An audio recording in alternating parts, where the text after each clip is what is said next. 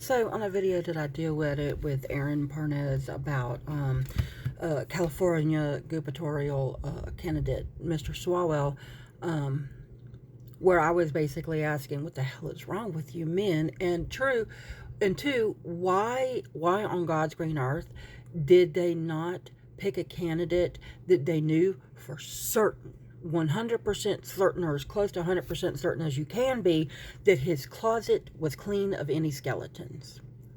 Okay. And in comes Deidre.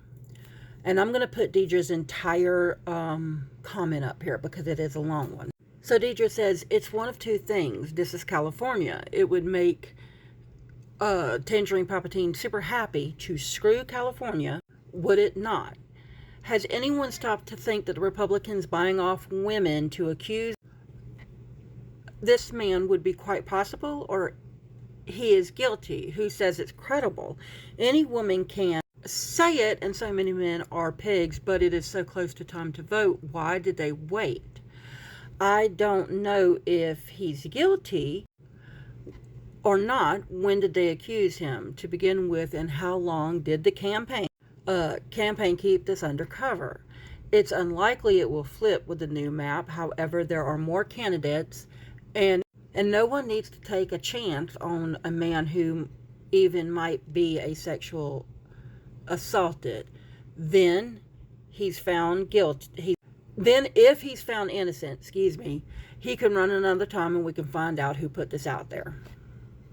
I understand the thought process behind this question. And the fact of the matter is that now that he's been accused, and you said, who said it's credible? Because women can just say things. And then went on to say, well, men are pigs.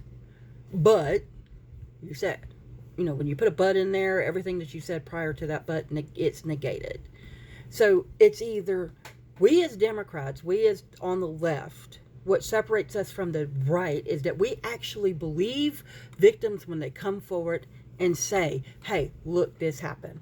Because statistically speaking, less than 1% of all victims less than 1% make false accusation. It's almost it is close to zero statistically that we could possibly get, which means that 9 times out of fucking 10, 9.5 times out of 10, those accusations are credible. Okay? These things did happen. And if we are going to truly be the side that wants to stop this kind of fucking shit from ever happening, then Mr. Swalwell needs to fucking step down. He needs to step down. He needs to sit there and make a comment, freaking speech, whatever, coming out and saying that he is voluntarily suspending his gubernatorial race in California, that he is endorsing the next highest one, whoever is right up underneath him, put all of his endorsements behind him, behind that one person, and let's go. Let's get them up to the ranks so that he wins the primary, okay, and we can seat a Democrat in California.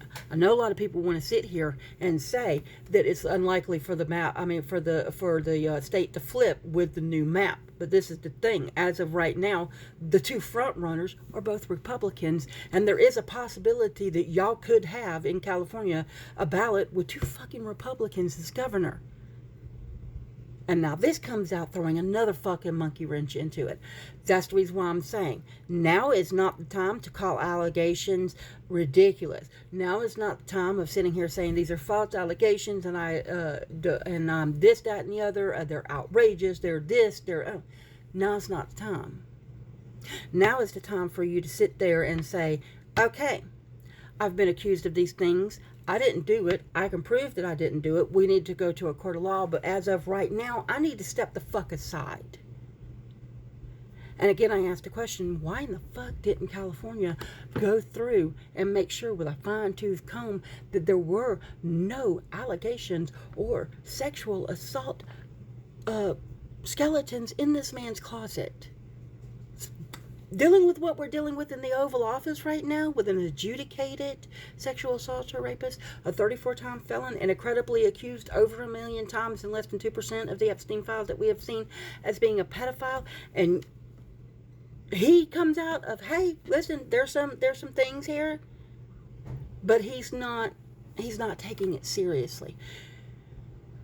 We have to sit here and we have to believe the victims. We either believe the victims or we don't believe the victims. We've got to choose a side, and I choose the sides of the victims every time without fail.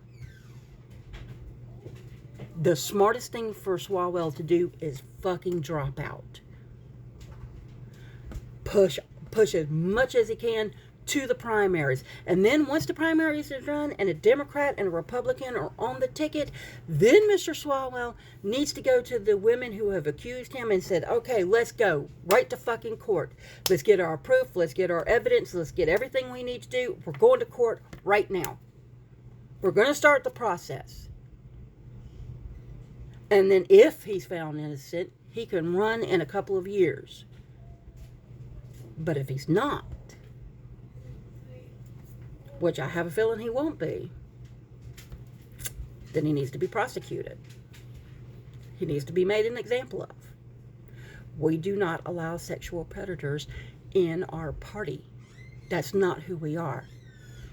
We believe the victims. That's who we are. We get justice for the victims. That's who we are. Anyway, just a thought.